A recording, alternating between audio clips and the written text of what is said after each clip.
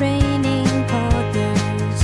Here come your training partners. So smart, so strong, so funny. Let's go with your training partners. Team, welcome to Training Partners, where two fitness professionals bring you strong takes held loosely. I'm Weezy Shoemaker, joined as always by Justin McClintock. And today we'll be talking about something. Talking about stuff. It's kind of a heavy day, but we'll get to it. It's a whole thing. Well, it's definitely a heavy day in terms of snow volume for you. We broke a new record. I'm in Providence, Rhode Island. Wow. We have the biggest single snowfall in recorded history in Rhode Island. Wow. Mhm. Wow. So now you're going to hear about the blizzard of 2026 for the next, probably until you die. Forever. You know, growing up, Forever. I always heard stories about the blizzard of 78, Right. which is before my time, not to blow your mind. But people always told these stories about how it was amazing and school was shut down for like a week and you could like jump off the roof into snow piles. Right. We have a foot more snow than the blizzard of 78. Right. But global warming's not real because it's cold. It's not warm. So global warming's not real. Yeah. I think it's the climate change thing where because there's so much less ice at the poles because the glaciers are melting, a bunch of that cold air has moved. Cold air that's supposed to be way up north is now down here. A snowplow just went down my street. That's one. That's promising. The first time. For anybody listening who does not catch sarcasm in my voice, I do believe climate change is real, and I am making fun of people who are like, what are you talking about global warming? It's colder than it's ever been. That's a fucking point, idiot! If anybody thought that you were being serious, then I guess, it's always somebody's first episode. Maybe this is the first time someone's heard Weezy talk. Who's Justin, that idiot? Yeah. What was it? Who's the blonde girl? What's that podcast you do with the blonde girl? Yeah. It was I'm Hello! I know what I got from a client and a friend who I didn't know was listening and I didn't even know was paying attention. So it's very cool. They looked up and they had lost it somewhere. Like, hey, what's that podcast you do with you and the blonde girl? Because I was listening to it at the gym and I really want to listen to the rest of it, but I can't find it. And it took me milliseconds to screenshot that and send it to Weezy. I'm like, all right, this is your defining factor. My defining factor. Wasn't even the girl in green. Wasn't even the girl in green. It was the blonde girl. We accept. Yeah. I take that as a compliment because this blonde is as fake as it could get. So thank you, kind person, for validating how much money I spend at the hair salon. Thank you. And they're likely to hear this too, so that's cool. We're not riffing on you. We appreciate you. You gave us a great chuckle and also a nudge that perhaps we need to talk more about training partners and what it is and what we're doing and where to find it and all that. Yeah, it's a thing we do. I talk about this with coaches all the time about their coaching practice. And it's the idea that especially on social media, statistically, nobody sees your stuff. Even if you're very popular, even if you have whatever, 100,000 followers, a very, very, very small amount of people see your stuff very regularly. So the fact that you said something once or talk about something once a month, it's zero. Yeah. Zero. You have to kind of hammer it. And you might sound like you're being repetitive, and you are, but it's mostly new to people. And the people who are getting it repeated to want it repeated to them. So it's all okay. Right. Long story short, we need to tell people we have a podcast, which talking about it in this format is useless because anyone hearing my voice has somehow stumbled. Maybe we'll clip this for a social media thing. Do you guys know we have a podcast? We have a podcast. Hello. Do any of you listening to our podcast know that we have, in fact, a podcast? You found it. You're here. But at the end of the show, we just plug the podcast. I'm working on this thing that I think you'd really enjoy. It's the Training Partners podcast with Justin and Weezy. Oh my God, hysterical. And it just goes round and round. We got a dusting of snow. Not even, I don't even think it accumulated, and it got warm enough to melt the several feet that we got 2 weeks ago. And Ted and I are flying to San Antonio on Friday, Mm-hmm. and it's going to be 85 and sunny. It sounds really nice. I cannot wait. We're going to spend so much time outside. Cool little trip. You got a cool little ride. It's going to be fun. Mm-hmm. Mm-hmm. His first comment, we rented a Jeep Wrangler, and he goes, "Hope it doesn't break down." I was like, way to kill my vibe, man. I mean, it is a Jeep. Can you just say cool? When we took a trip a number of years ago to the southwest of the United States, because neither of us had really spent a lot of time there, and we did the like Arizona to Grand Canyon path, but we did it backwards. Oh, so sure. A lot of times it's pitched as like, oh, go to these like 4 places and end at the Grand Canyon. We did it the other way around. So we started the Grand Canyon and ended somewhere in Arizona. Yeah. And just went through like astonishing national landmarks, an amazing desert, and got there. And I had rented a cool convertible, and it got returned with a cracked windshield. They were like, we can't give you whatever it was, like a cherry red Mustang with the roof off. Right. Like, sure. We can't give you this. I was like, okay. Like, would you like this, Toyota Corolla? I said, absolutely not. No. I rented something cool. And the guy went, we have this like brand new Jeep that just came in. Like, it has 8 miles on it, but it's pretty basic. And I don't know the Jeeps well enough, but it was like, you can take the roof off with your hands. I think you can take the doors off. Yeah. And it had a radio, no other inputs of any kind. No. I think it had air conditioning. I think that's it. Sure. And that was some of the most fun I've ever. I generally don't like driving. I don't hate it, but I don't care for it. It doesn't do anything for me. I find it very boring. I'd rather not do it. We put almost 1,200 miles on that thing. Yeah. In 8 days. Yeah. Just like these long, endless stretches of highway without a single car in sight. No other than the road and the Jeep. There was no other indication that human beings had ever existed. Because it's just endless orange desert and hills forever. We didn't even have the radio on, just like riding for hours, chatting, having an amazing time. It was great. Yeah. I had, I know you know this, but I don't know that listeners know this. I am a Jeep person. Yeah, you are. And I mean, call me like a Jeep princess, not like hot pink, but, part of our story was being told we could not have children. Which we now know very much to be not true, but at the time was pretty like, hey, you can have kids, but you're going to need to do either IVF or IUI for it. Didn't want to do that. So said, okay, cool. Had a couple of very, very unexpected and very surprising pregnancies and miscarriages. Yeah. And had like a very, very real and easy to look back on, but very difficult to live through of like challenging the idea of what we thought our life was going to look like and deciding, do we want to continue to do this together or not? Which was really difficult, and so grateful that it turned out the way that it did. But this like deep identity unpacking, and decided, okay, it really feels like, even though there was a carrot dangled in front of us, which was the pregnancies that ended in loss, let's just commit to do this and decide to be childless and live the play the hell out of the cards that we've been dealt, right? And so I got the 2-door Jeep Wrangler of my dreams. It was white and it had red leather interior. It was just stunning. We had it shipped from across the country, hunted down exactly what I wanted and had it sent to our CarMax. We downsized our house, our 3-bed, 2.5 bath in a great school district, picket fence setup. And we bought a 1,200 square foot bungalow with an open stairwell in not the greatest school district. And about 6 weeks later, I was pregnant. With who we now know to be Walter. Young Walt. Right. So I had that Jeep for 8 months.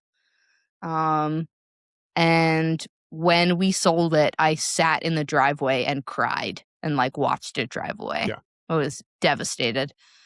And so I do think at some point, like that it was a 2-door, which is so fun to drive. It feels like you're like in a Mario Kart game. It's just so enjoyable to bop around, and I took the doors off and would take the long road and take the back roads. And so likely that will be a part of my journey again, but almost certainly, like, absolutely kids have to be out of boosters, or potentially out of the house. And they get absolutely shit gas mileage. And so, like, our gas budget needs to not be an issue at that point. So sometime we got close a couple of years ago, like right on the edge of buying a lime green 2-door Jeep Wrangler. Ooh. And just decided last minute, like, this is stupid to do right now. We still need 2 family vehicles at this point. And I know that I want this, and it's technically in our budget, and we can, and it's available now, and it has all these things that I like, and that doesn't mean that that doesn't make it the right time. But so, you can't put a car seat in this thing. And you cannot, no. That's going to come up still. Right. Someday. That's good enough. That is good enough. It's great. It's a nice thing to look forward to. That's, I mean, a very different level of thing, but that's kind of my brilliant orange Vespa. Like, I talked about getting that for 10 years straight, and finally was like, it's the right time and the right moment, and I'm not going to feel the money going away. And yes, perfect. And I did it, and I love it. I just did some maintenance on it the other day, and it's great. A friend of mine from, like, not college, but like my early 20s saw a picture of me working on it. Like, do you have a Vespa? Yes. My God. That's right. As if I couldn't get sexier. I'm going to segue us into our topic for the day. Great. Which is slightly inelegant, but this is the thing I want to talk about for a minute. I was having a conversation probably 6 weeks ago with a physical therapist colleague of mine, and we were talking about trauma responses, and especially people getting stuck in trauma responses, what that looks like. And they were sort of advocating both benefits as well as cons to that. And I thought it was an interesting conversation. So it might be interesting to dive into a little bit of, and this is going to be obviously like slightly surface level, but like, what is trauma? Where does it come from? What are these responses? What does getting stuck in a trauma response potentially look like, present as? Yeah. Some short-term things you can do.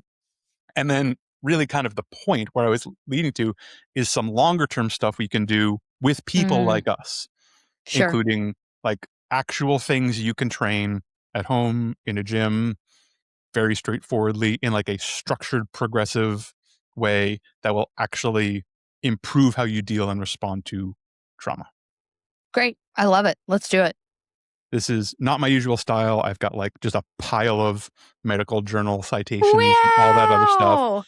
So if you're interested, reach out and we will get it to you. On trauma, on like getting stuck in it, it's I found a quote that I really liked. It was, unlike animals, which generally are able to restore their standard mode of functioning once the danger is past, humans often are not. This seems potentially unique to humans. They may find themselves locked into the same recurring pattern of response that's tied to the original danger or trauma. I should also probably put a big asterisk. If any of this already sounds like triggering or uncomfortable, we've got a ton of other episodes you don't have to listen. My feelings will not be hurt. This is, I hesitated doing this knowing that it could like potentially set people off. So you are forgiven. You don't make yourself grind through this if it's going to be a grind for you. Yeah. Where does trauma come from? Trauma comes from an event or a series of events or a set of circumstances experienced by a person, an individual, as physically or emotionally harmful or life-threatening that has lasting adverse effects. So a bad thing happened. It could be a physical threat. It could be an emotional threat, any combination of these things, but it has long-lasting adverse effects on the individual's functioning, as well as their mental, physical, social, emotional, and or spiritual well-being. As a big, all-encompassing definition, slightly paraphrased from a substance abuse mental health services piece. Trauma responses, it turns out, are kind of controversial and are talked about a lot and are always getting added to, edited, brought back and forth. People have a lot of opinions. There's also a lot of, I know you know this, but people have to write articles. People have to get published. So I also waded through a lot of stuff that was like, oh, you're talking to nobody. You're just making up things because you needed to write an article and this is useless. I boiled it down to what seemed to be kind of the most agreed upon 4 trauma responses. And it is fight, flight, freeze, and fawn. Yeah. I think everyone knows fight or flight. We also use this as shorthand for your sympathetic nervous system a lot. Fight or flight mode. They are 2 different responses. Freeze is also a response. Fawn is a slightly different thing that I'll get to in a second. Also see weird articles being written. So what is a fight response? It might be obvious. It is active defense. You're actively defending yourself against a perceived threat. It not necessarily physical, of course. This could be emotionally, etc., all those things I mentioned earlier. But you are going to attempt to overpower the threat. Right. Coming along with this, you may feel intense anger. You may have a surge of energy. That kind of like adrenaline dump happens all the time. It may come with an urge to physically lash out. That may or may not be common for you. Look out for your jaw clenching, fists clenching. The instinct is to move toward the threat. This is a danger. I'm going to actively confront it. Right. Fight. This reminds me of something that I imagine a lot of people can relate to, of like somebody cuts you off on the freeway and you then tail them or like pass them and come up next to them like, what the fuck are you doing? Right? Yeah. Like that would be a fight response. Right. And unreasonable, right? It's the base of your brain reacting. It's not something we generally suggest, but it is certainly a natural response, if not a normal response. And none of this is normal or abnormal. We're not clarifying, putting things in there, but don't chase people on the highway. Flight, exactly the opposite. Escape the danger. If the answer to, can I overpower this threat is no, your brain's next calculation is, well, can I outrun this threat? Yeah. I'm in danger. Can I overpower it? That's the fight. If you think no, or probably not, or that's going to be no fun, can I just escape? When your brain decides to outrun the threat, you enter this flight response, and it is, you're prepping for action. So a lot of the physical responses are actually kind of similar to the fight response. The clenching, the dump of energy, all of that stuff. You're just using it to escape.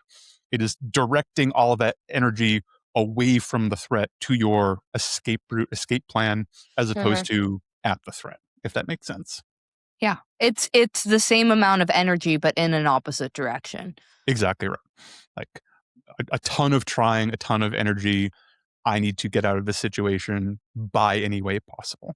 And it may not always look reasonable to outside observers. Right. Freeze is kind of interesting. Because it seems that the freeze mechanism can actually interrupt and put fight or flight both on hold.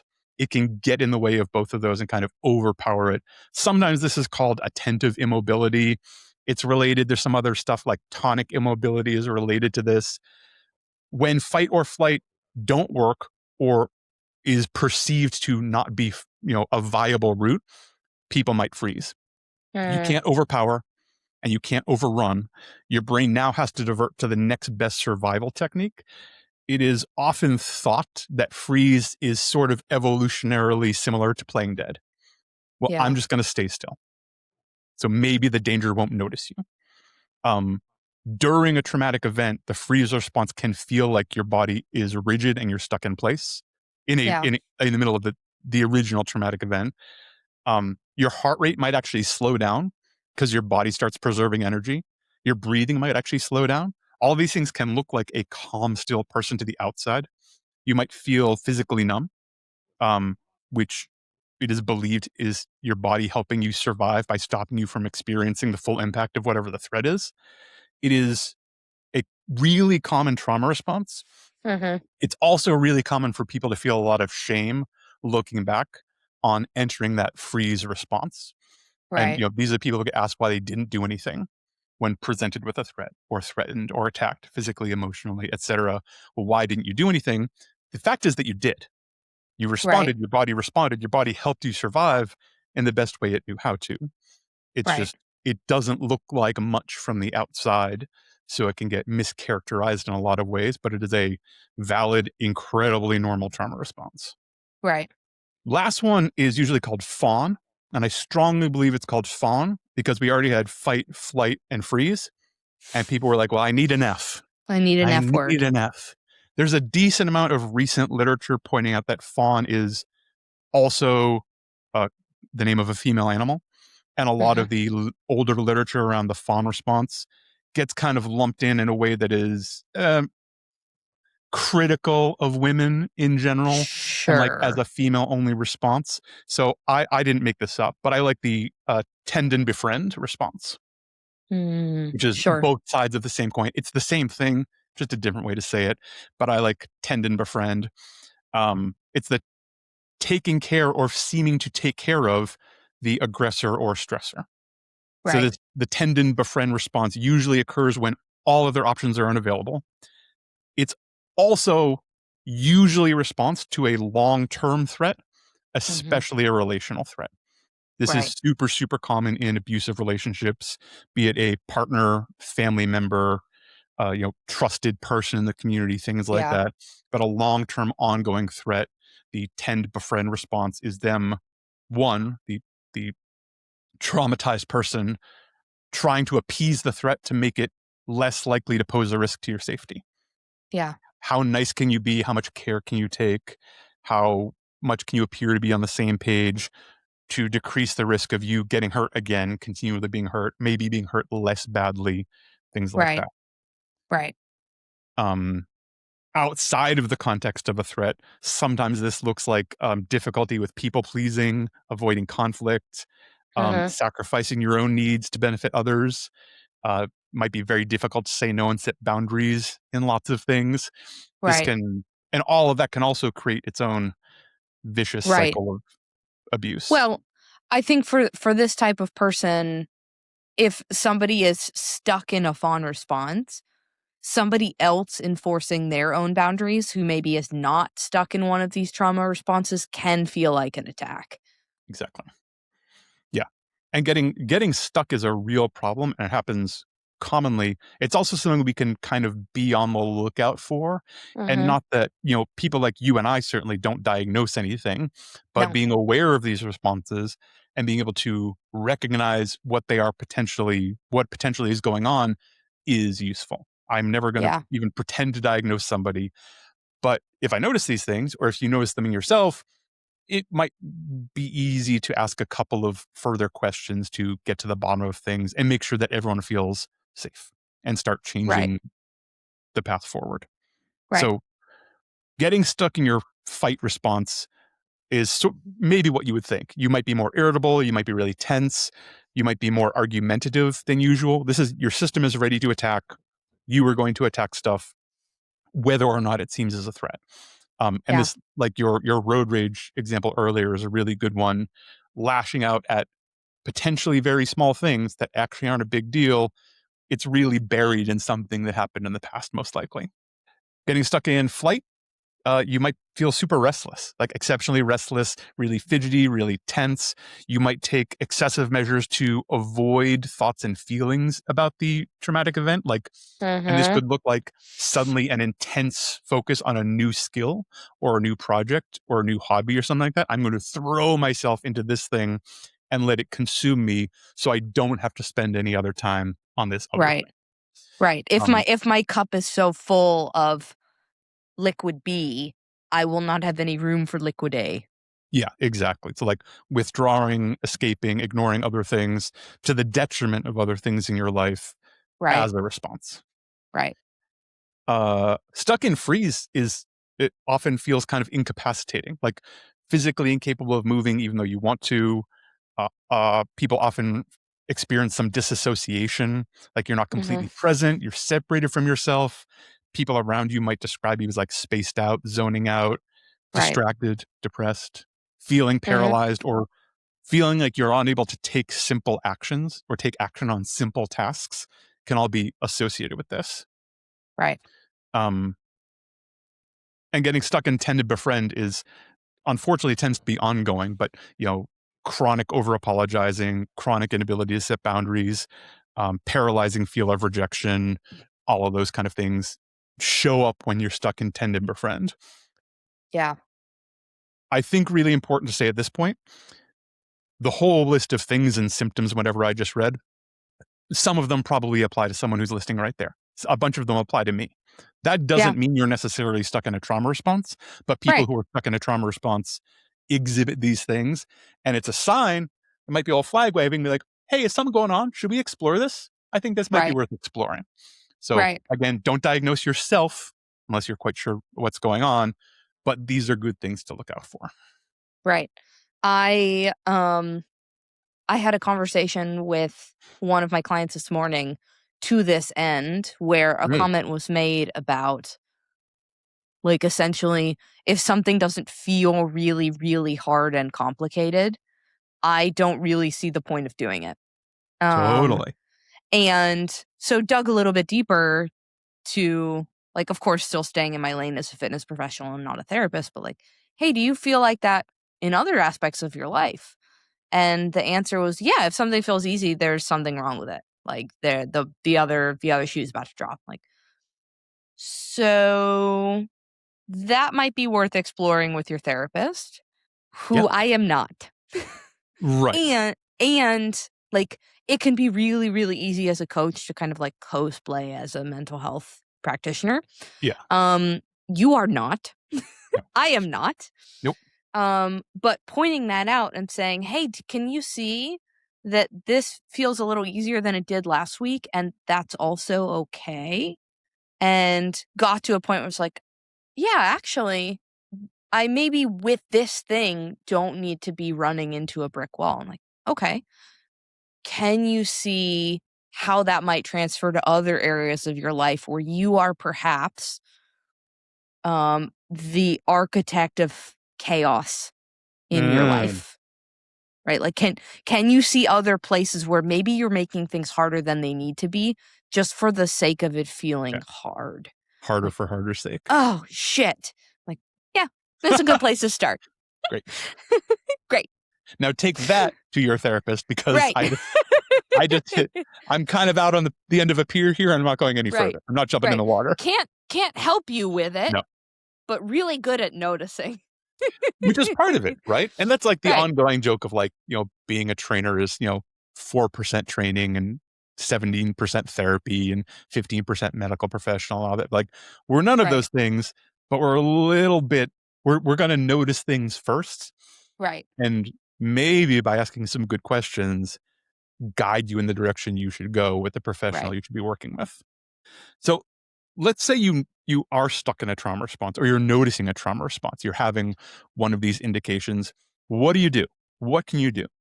And there's sort of, I want to get to the long-term stuff because that's things you and I have both played with and worked with a fair amount. But there's also like some super short-term things that are either going to be, yeah, I've heard this all before. I know this, Justin, or something you're going to try today, probably. So I thought it was worth covering like what I think is like the big five.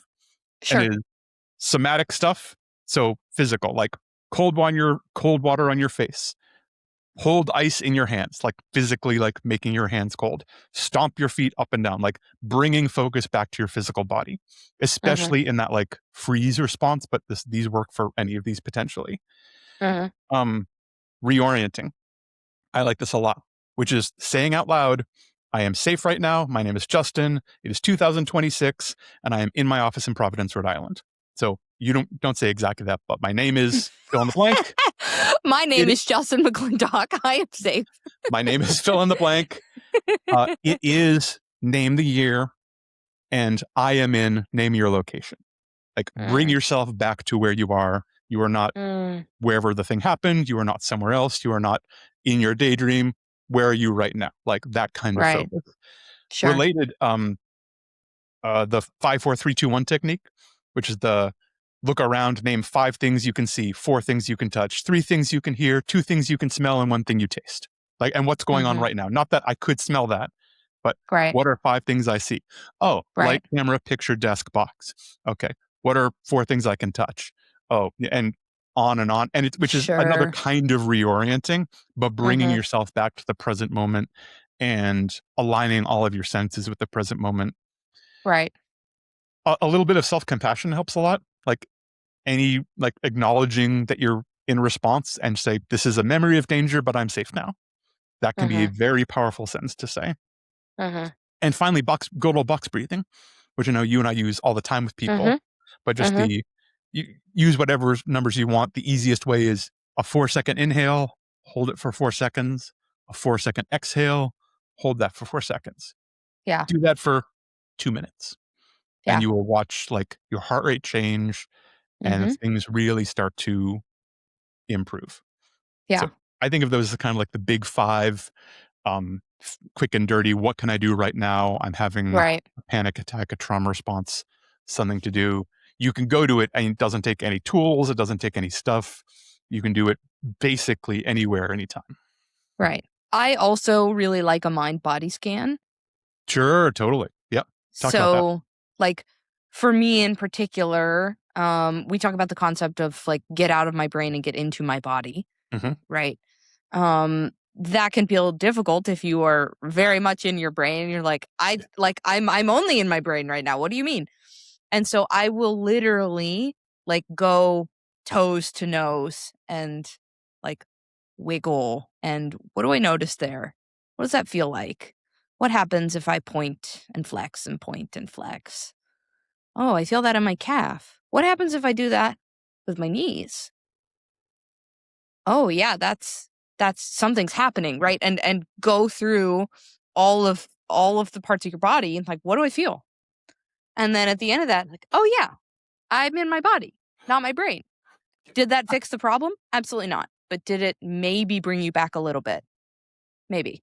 And that's what we're talking about. It's, we aren't claiming to be able to save you from trauma, but how you respond to it, and especially how you respond to it long term, is really important and can actually affect your health and how you respond to lots of other things. See our endless discussions about load versus capacity and people being overstressed.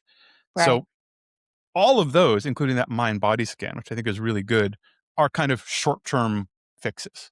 In the moment, they're great. Use them when they come up. They work again and again and again and again. Long-term, what can we do? Certainly work with a mental health professional, right? We are like nothing we're talking about replaces that. However, especially for those of you who are into this like gym physical, how can I change my body? This is something we can train for, meaning better trauma response is actually something we can train for. And a lot of it is based around CO2 tolerance. How do you respond and can you respond and how much CO2 can you tolerate in your system? That might sound weird. People know, I think most people know, you breathe in oxygen and exhale carbon dioxide. Sure. Really straightforward. When your system detects high carbon dioxide levels, that acts as a signal to your brain that you're experiencing danger. When your system says there's too much CO2 in here, that's a real problem. It will often respond by adverse breathing patterns, like hyperventilation is seen as a way to get as much CO2 out of your system as possible. Your body is just trying to breathe really, really, really fast to just dump CO2. It's not very effective. Well, it is effective. It does work, but there's lots of other downsides to hyperventilating. Sure. If you're only able to tolerate fairly low levels of CO2, stress responses are going to be a lot more common, and they're going to happen a lot more quickly. To lower and lower levels of threats, your body's going to hit the panic button. The opposite is also true. The more CO2 you can tolerate, the greater the stress is going to have to be to trigger some level of panic/trauma response. Right. Yeah. I think we've talked about this some on other episodes before, but there is a very real, like, biological reason for this happening, right? Yeah. Like, this is meant to keep you safe if you are at threat of being eaten by a predator, right? Like, Yeah. think of yourself as prehistoric Justin, right?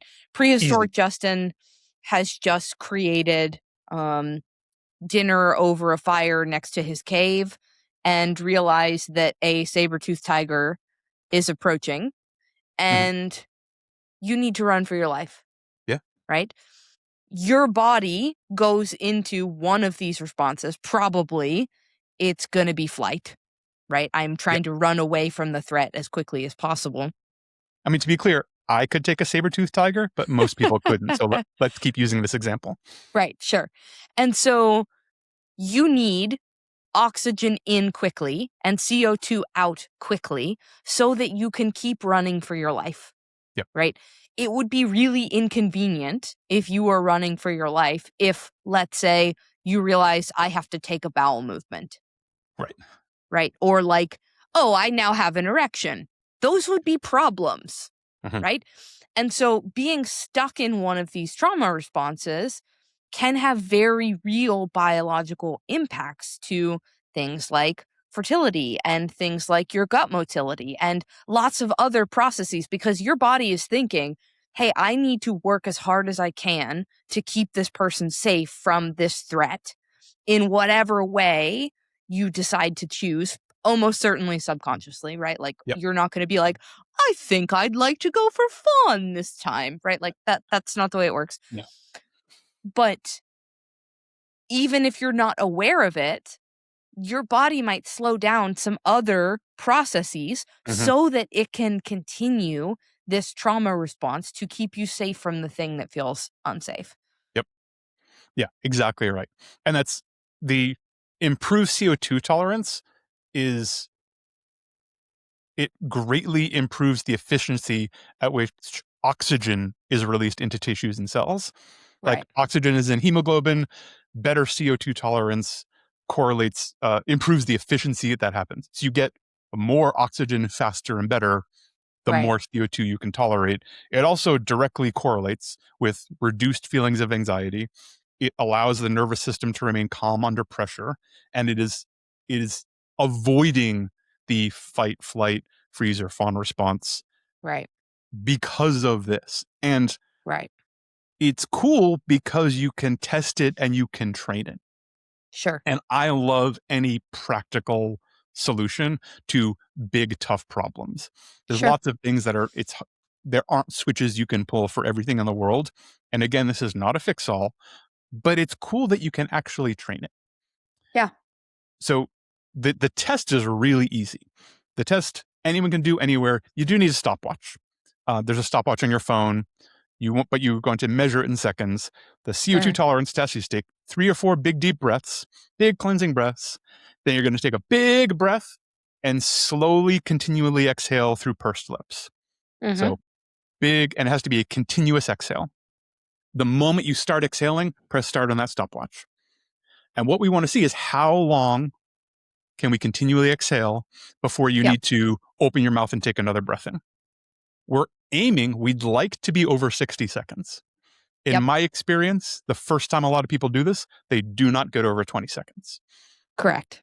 Big warning, don't do this while you're driving, because the first time people test this, it is totally normal to start feeling lightheaded, a trauma-like panicky. panic response. Yeah.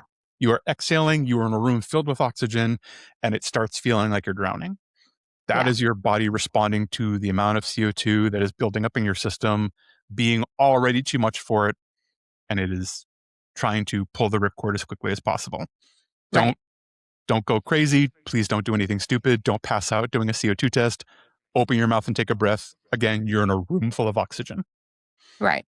Training it isn't very comfortable. No, it's Full not a stop. good time. Doesn't feel good. It's no fun at all, but it works really well. Mm-hmm. It is a lot of, I don't want to get like too deep in the weeds but it's generally around apnea training, APNEA. And it's a lot of doing vigorous movement while you don't have any breath. So Right. it's a lot of that. What we just did, a full exhale, hold the exhale, and then sprint on a Do a bunch treadmill of stuff. as long and as far as you can before you need to take another breath. Spoiler, you probably won't make it 10 seconds. Right. Rest 2 minutes, get your wits back to you, and do it again, and do it again, and do it again. And you can do this on a treadmill, any monostructural thing. Those tend to work best. Don't do this with snatches, but Can you treadmills are imagine? great, bikes are great, rowers are okay, skiers are okay. Fast, continuous movement is really the best way to do this, but you can train it and improve it. Do a CO2 test, do some apnea training once or twice a week. It doesn't have to be every day for, 4 to 8 sets kind of thing within tolerance. Yeah. 4 to 5 weeks later, test it again. It's very likely your CO2 tolerance will have gone up, and you may or may not notice changes in your behavior and ability to withstand day-to-day stress.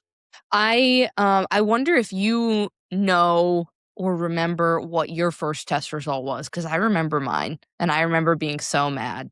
I remember it was really low. I thought it was going to be good because my endurance was okay. Right. And I thought my breathing mechanics I thought were pretty good, which I thought would give me an edge. And I don't remember what it was, but I think it was pretty dismal. Yeah. I was about 6 months postpartum with Jack at that point when I became introduced to this. And Ted and I did it together. And I got 12 seconds and he got 40 plus. And I remember being like, this fucking guy, he doesn't even train right now. You have got to be kidding. Also, not taking into account the fact that your lung capacity had been radically changed for 7 to 9 months. Because I created a whole person whose legs were in my rib cage. Selfish person was pushing your lungs out of the way. How dare you? But after really not a ton of practice, I can comfortably get between 40 and 50 depending on the day. Is that 60? No. Is it good enough? Yes. Exactly. Yeah. If you test it, and I will do this, I don't test it with everybody, but I test people fairly regularly. Sure. And if you come in, honestly, above 40 seconds, it's fine. Right. This is not a place that, in our limited time together, we're going to put a bunch of energy toward because it's okay. The same thing, if we're doing a single leg test and you get, 11 step ups with your left leg and 12 with your right leg. Yeah, fine, whatever. Moving on. Yeah. Okay. Good enough.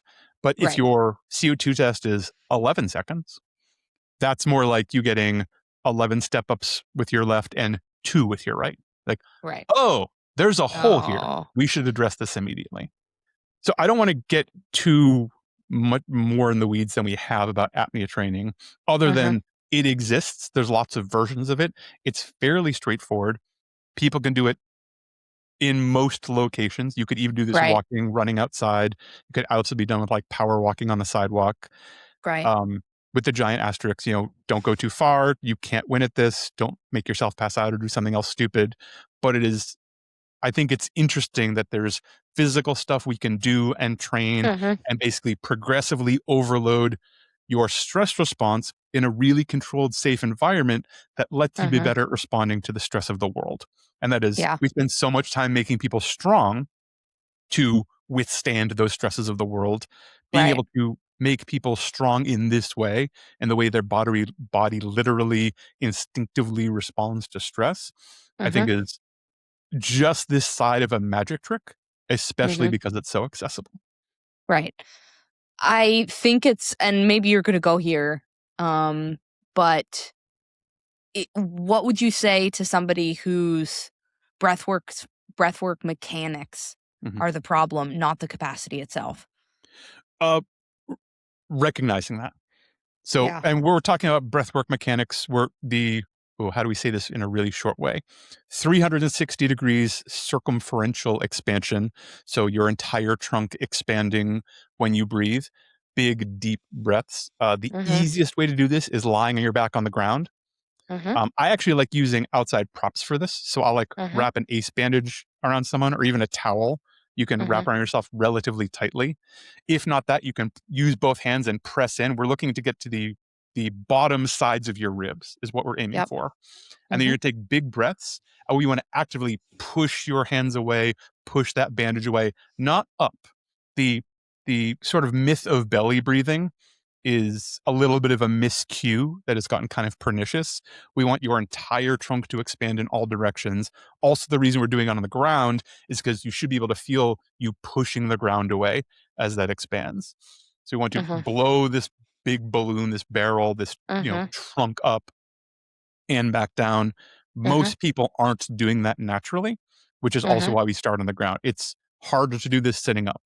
It is much harder to do this standing. It's much harder to do this walking. So first things first, on the ground, notice what's going on with your breathing mechanics. That's also something we can just work on. Yeah, totally. Thank you. Helpful. Of course. Anything else you think we should say about this?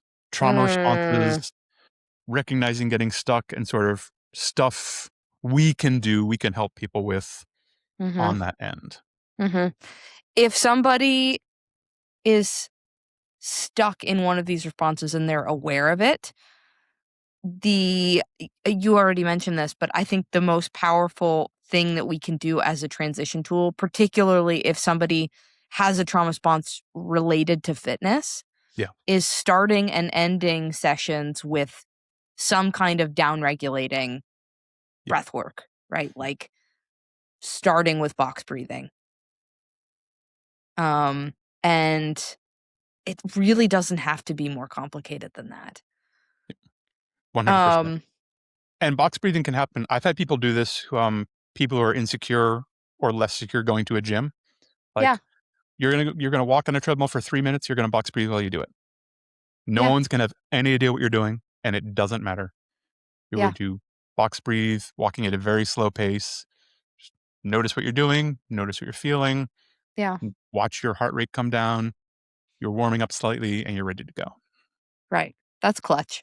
When I first heard about this concept, I thought it was kind of woo-woo. Totally.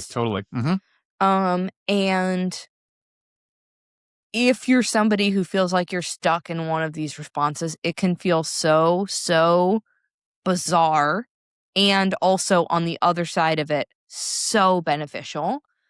If it's possible for you to work with a professional who is trained in this type of remediation, you should do that alongside a mental health professional. Both, like, it's not either or necessarily.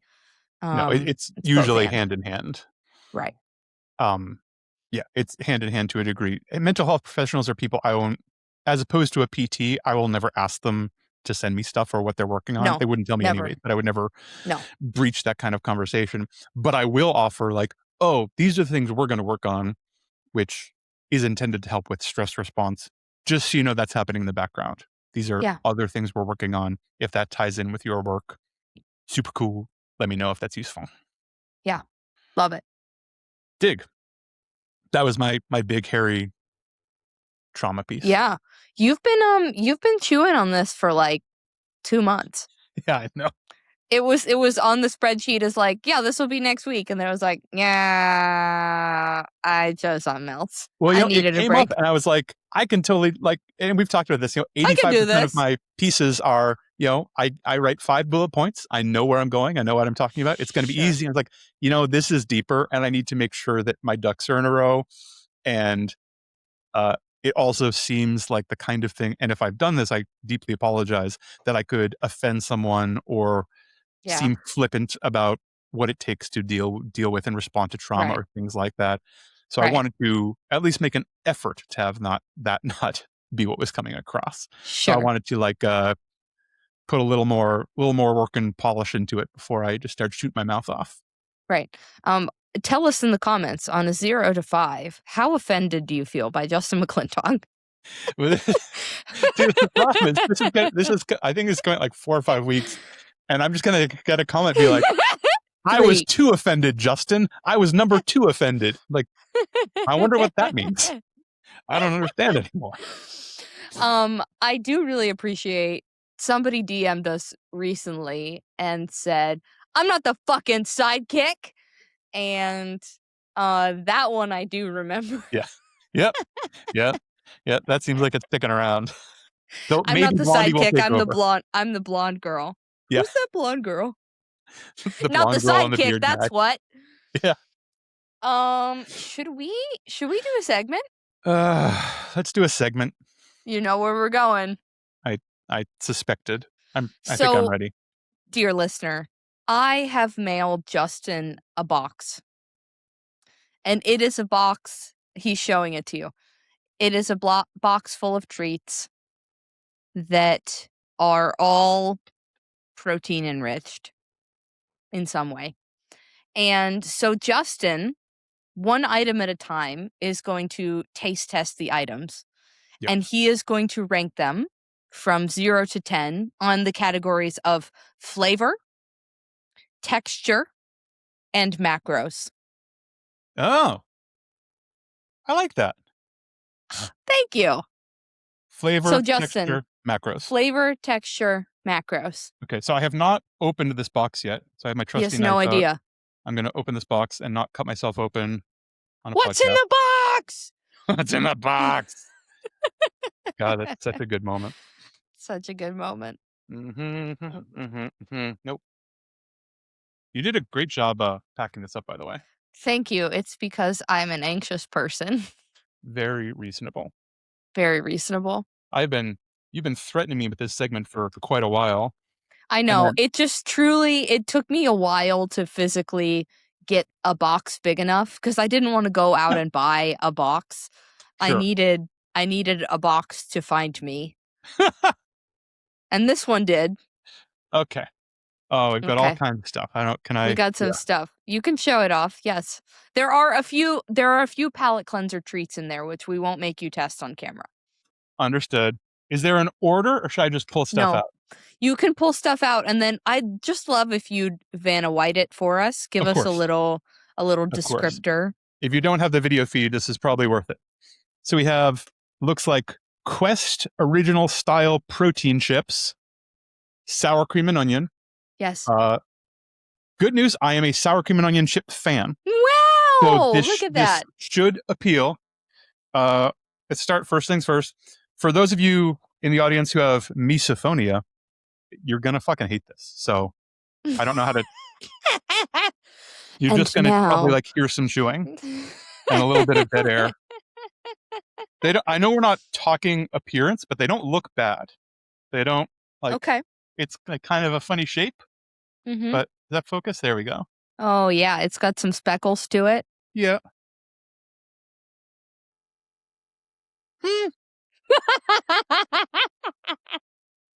I'm glad we've separated these categories. I think you were really smart here.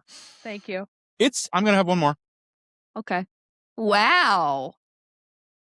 I think it's a pretty good sour cream and onion flavor. It's not quite like Ruffles, but it's not bad. So flavor, we're going out of 10. Mm-hmm. I think I have to give this an 8. Okay. Texture. How about texture? It fucking falls apart on texture. It crisps good, it bites. It's not soggy, which I was worried about. But there's something distinctly mealy about it. And just not it. I haven't even looked to see what it's made of. It probably is made of potatoes. But it's mealy in a way that isn't great. So I think texture, we're going for a 2. Okay. Macros, let's see. So serving size. Oh, so positive, serving size is 1 bag. Great. Excellent. It's not one of those stupid things where mental serving size gymnastics. is a third of a bag or something. Yeah. 140 calories. And in a full bag, it's 19 grams of protein, 5 carbs, 5 fats. That's not bad. Especially for a fried thing, what I assume is fried, or at least it's pretending to be fried. You would expect more fat. I'm looking to see if it's made of, I think it's made of potato, vegetable oil. Maybe there's no potato. Maybe that's why the texture is such a psyllium husk and vegetable oil. Yeah, this is some kind of fake This thing is not pushed potato. together. I mean, for one of these things, especially an entire bag being a serving, I think the macros are pretty solid. I think we're going to go 7 for the macros. It's really not bad. Okay. All right. And 19 grams of protein. I don't know that I would suggest eating them, but yeah. So I over here am going to do a little bit of quick math. We have 17 out of 30 available points. That ranks the Quest chip at a 56%. Not bad. Not bad. Onward. I'm pulling out some packing material.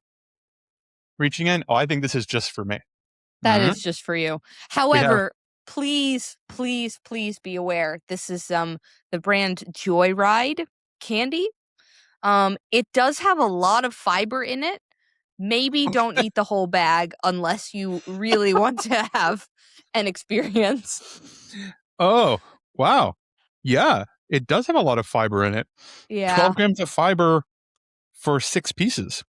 Yeah, if you eat that whole bag, it's like 36 grams of fiber. You will become a different person in 90 minutes.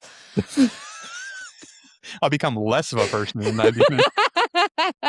I've never seen candy where the first ingredient is soluble corn fiber. That's an awesome prank you could play on somebody because I never would have guessed. So in fact, this was not a prank. Ted got several bags of this for me for Christmas, and I learned the hard way that we should look at the serving size before we eat the whole bag. Yeah. For a second, I thought it was Joyride. For a second, I thought you were going to be like, there's so much THC in that candy. I was like, oh, God. I'm not ready. All right, let's see. Oh, there's several cans of things. That's true. That's correct. Oh, God. Okay. We have Joy Burst Protein Soda Fuzzy Peach Ring flavor.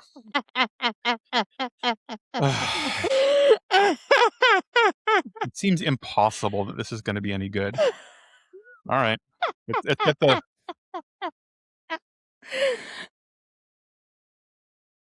It doesn't smell good. And it's not cold either. No. Ugh. Okay. I mean, it's less flavor than I was expecting. Okay. But that kind of makes it worse. Like it's almost like a peach ring LaCroix. Like it's not quite that faint, but it's a little like somebody said peach ring in a crowded room, and this is what happened. Like you're like the memory, like a peach ring. It's like distilled. Of decades. Of decades past. Yeah. No, that's we're going like a 3 for flavor. It is. Okay. I don't know if I would have guessed it not seeing the flavor, but like that's a reasonable peach ring flavor. It is peach ring flavored. It's just faint and weird and not good. Poorly executed. You know, I didn't think we'd be able to do a texture, but I also find the carbonation weird. It's like maybe like I think it's really highly carbonated, so it feels like a lot of bubbles in a way that isn't that pleasant. Like it also like fills your mouth up. So weirdly, the soda is also getting a 3 for texture. Macros. I mean, this is fucking garbage. So the 0 gram, 20 calories per, again, one serving is one container. So the can is a serving and there's 20 calories. That should be your first hint that there's nothing fucking in it. Sure. 0 grams of fat, only 1 gram of carbohydrate. And no, it's not. For a second, I thought there was fiber in it. So 1 gram of some kind of sugar for flavoring, I assume, and 4 grams of protein. 4 grams. So I think calling this a protein soda is very silly. It's both soda and protein. It is like there is protein in it, but it's like this. See, my ongoing argument about most of these things is like you're making both the protein and the soda worse. Right, they're both worse. It's a bad source of protein and it's a shitty soda. Why not just have like a delicious seltzer or your soda of choice and then have some actual useful protein? I am not drinking the rest of that. That's no okay. good. There is another can that is another flavor that you can choose to have or not have. Oh, so I think for macros we're going. Did I say that already? I think we're going 3 because wow, like it doesn't have the other thing that I've experienced in some protein things where it's like, oh, it's a protein bar with 3 grams of protein and 27 grams of fat. I'm like, why is this a protein bar? But it just doesn't have anything in it. So sure, like 4 grams of protein, that's what, like half an ounce of chicken or something? Like right. not even a mouthful. No thanks. Eat 4 almonds. Yeah. Uh-oh. Oh, Jesus Christ. Okay. We have from Legendary Foods, we have a protein pastry modeled after a very popular pop-up toasted pastry of, I can just say, it looks like a Pop-Tart. It's trying to be a Pop-Tart, but it's not trying to be a Pop-Tart. We can say that. They can't say that, but yeah, we can say that. A blueberry flavored protein pastry. Mm-hmm. All right. Let's tear around the macros so I can look at that in a minute. Ooh. Okay. Ugh. I mean, it's not a good look. Like, you folks, you should really turn the video feed on. That's horrific. I think the videos, it's very sad. It doesn't look good. Yeah, it's just such a bummer, right? Like, yeah. Pop-Tarts don't look incredible, but Pop-Tarts look a lot better than that. Better than that. I'm gonna eat the less gross end, I guess.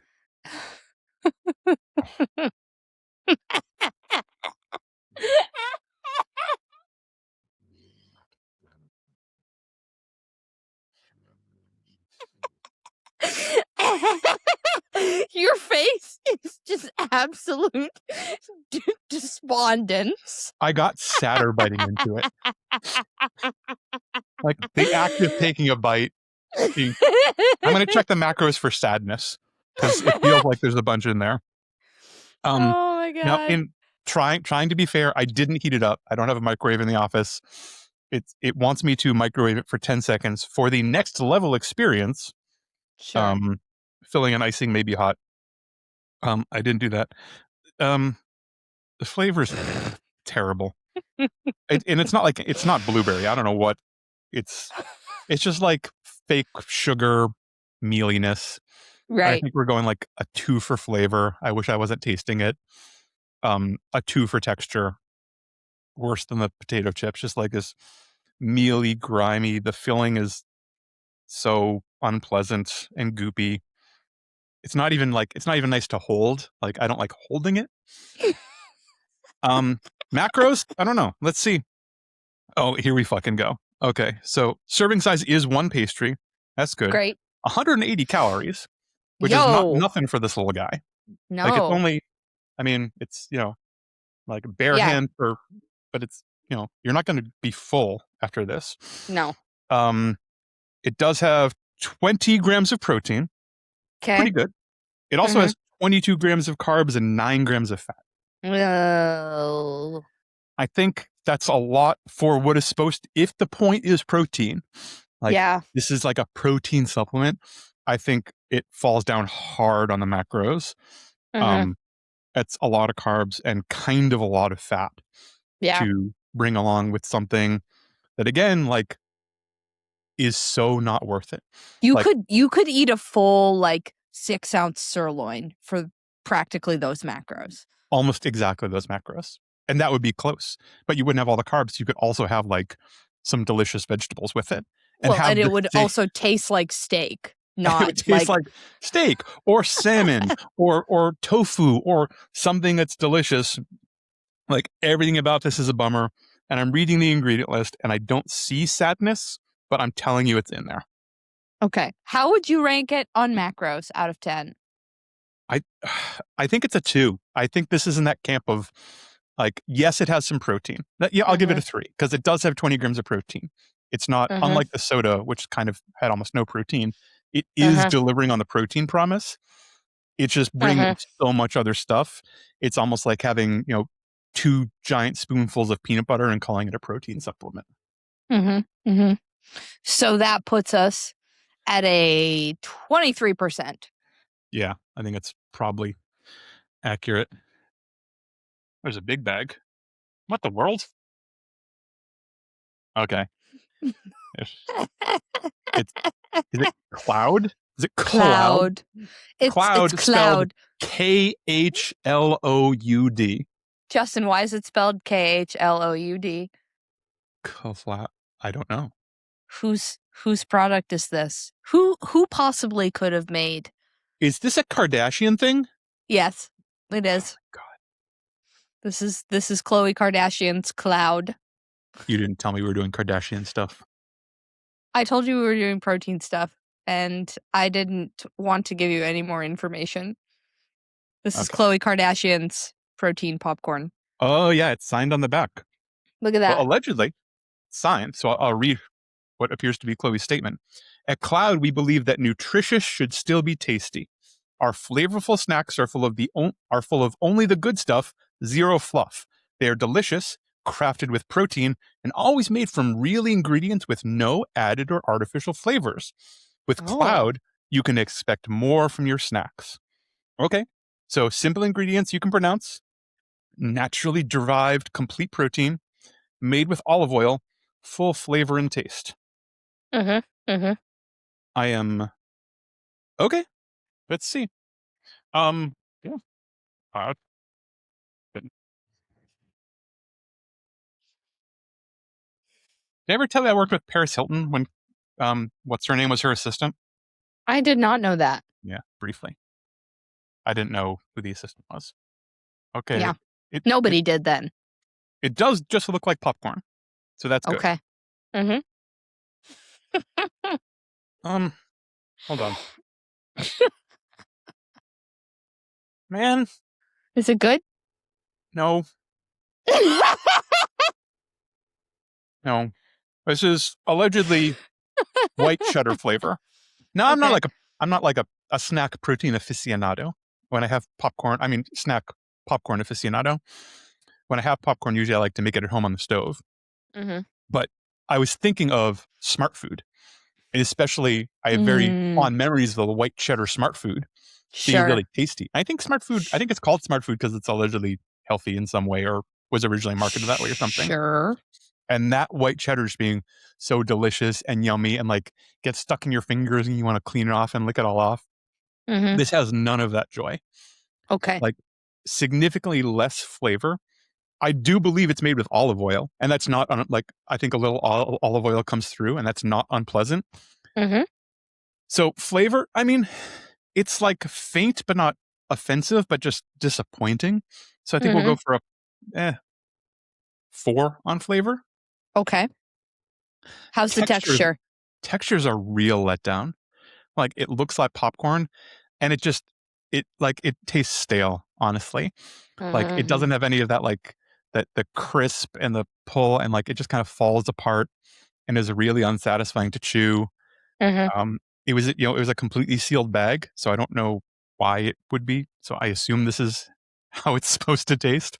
And texture sucks. Like it looks like a good popcorn, and it doesn't even smell that bad. It doesn't smell great, but it doesn't smell super offensive. But the texture, because it's so disappointing, I'm going with a 3. Okay. All right, macros. What do we got? 4 servings per container. That's not crazy. This is a big old bag. That's not crazy. That's a serving of chips from a bag that size is like 12. Like if we're like comparing like these chips to those chips. Yeah. Like I think it's comes up to like there. This is like full up to there probably. Right. And it's top popcorn, so it's packed really densely. So I think 4 servings is actually kind of fair. It's like 30 grams, 2.5 cups, 7 grams of protein, which is sort of impressive because I assume it mostly comes from like the dust. Yeah. And like the tiny amount of protein that rides along with corn, but I assume they haven't grown their own weird corn varietal. Corn protein. Sure. 11 grams of carbs and 10 grams of fat. So it's not as bad as the fake Pop-Tart. Like but it's not great. 10 grams of fat is kind of a lot. Again, like if we're judging this as like a useful protein supplement, it's not crazy for a snack, but it's 160 calories.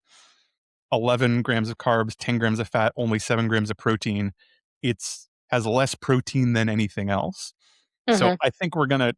I don't know how consistent I'm being, but I think we'll go with like a 4 on the macros, because it is going to be kind of filling. Like I could believe this is a relatively filling snack, but it doesn't have a ton of protein. I'm looking at the ingredients now since I was promised. What was it? Clean. No added or artificial flavors. Popcorn, olive oil, milk protein isolate, cheese powder, which leads with whey and whey protein concentrate. So they're getting it's a whey-based cheese powder. Sure. Cheddar cheese, granular cheese. What? What? Yeah, granular cheese. Granular Apparently, cheese. this is not considered an artificial flavor. And granular cheese. Some like boring, preservatives and stuff like that. Does contain milk. Proudly women owned and operated. That's excellent. But it's it promises a creamy and subtly salty flavor with real cheddar. I don't see any salt at all. It's certainly not creamy, and the flavor's a bummer. If this were cheesier, I think that might save it, but it's not. Sure. I wonder what might happen if you added like some nutritional yeast. That would probably improve it. Yeah. But there's or a bunch of cheese, or just eat real popcorn.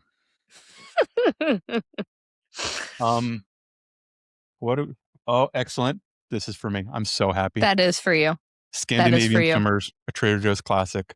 I usually don't let myself buy them, and now they're in the house, and I'm so happy. And these don't have like 70 grams of fiber, right? This is just those are just your classic sugar and sourness, non-problematic sweet and sour candy.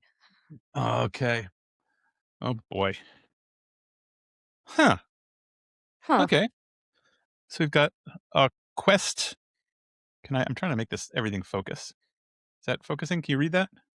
I mean, I can read it, but I also know what it is. Fair. So it's a Quest peanut butter there you go. Candy thing. There we go. It looks like an M&M knockoff, peanut butter coated candy, or I guess a Reese's Pieces knockoff. I was going to say, what M&M varietal are you aware of, sir? There are no, they're peanut M&Ms, not peanut butter. Yeah. This is Reese's Pieces, and I think that's the orange wrapping. Like it's trying to the same way as the Pop-Tart's not a Pop-Tart. All right, let's pop this open. Haven't had Reese's Pieces in a very long time. I loved Reese's Pieces as a kid. Well, here we go. They look weird, but not awful. I don't know if you can they kind of just look like Reese's Pieces. They've got some like speckles and stuff to them, which is a little weird. But this is ahead of the past few, for sure. I do think there's actual peanuts involved here. Okay. Which is great. It's not like just fake peanut flavor. I think it's not PB2. Yeah. I think there are peanuts involved. The outer coating is a little weird. It's not that candy-ish. Like it breaks like candy, but it's got that like erythritol or fake sugar taste to it. But yeah, so that's not good. But I think the inside is I would certainly call it peanut buttery. Okay. And I think that helps it. I don't love it, but I think for flavor, we're giving this a 6. And all right. I think for texture, we might go 6 too. Like it is. I'm going to have one more. It's not a perfect candy texture. But if it was if a Reese's Pieces were a 10, I think this gets a 6 on texture. I think it's. I wonder if refrigerating it would help the texture. I bet it would.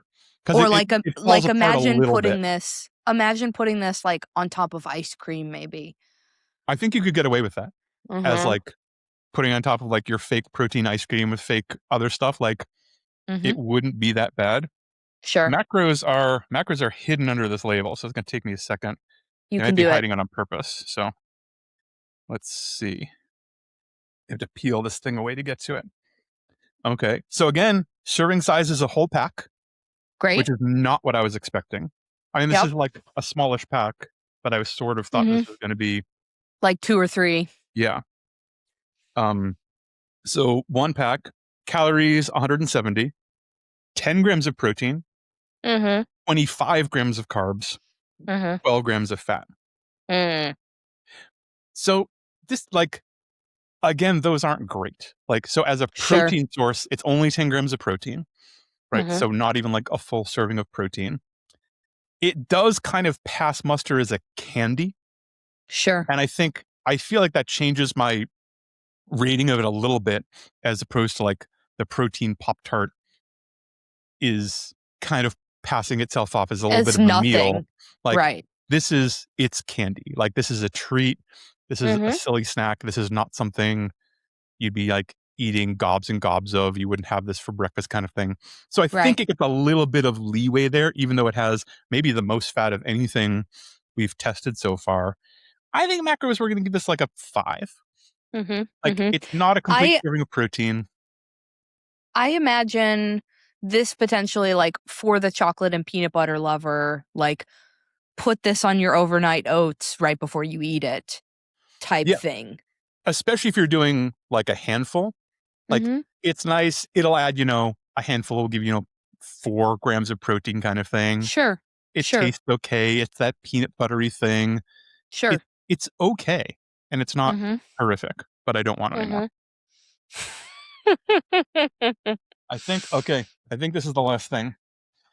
We have another protein soda. Oh, thank goodness. Saying protein soda makes me angry. This is the well-known Gummy Bear Sparkles flavor. Of course. That tells me everything I need to know about how it's going to taste. This is not like an LSD soda, right? This isn't like where you send me on a trip and I just podcast for 4 hours alone. Okay. It's I have no idea. I can't imagine what the fuck Gummy Bear Sparkles flavor is supposed to be. So I am going in tabula rasa on this. Huh. I mean, it tastes like something.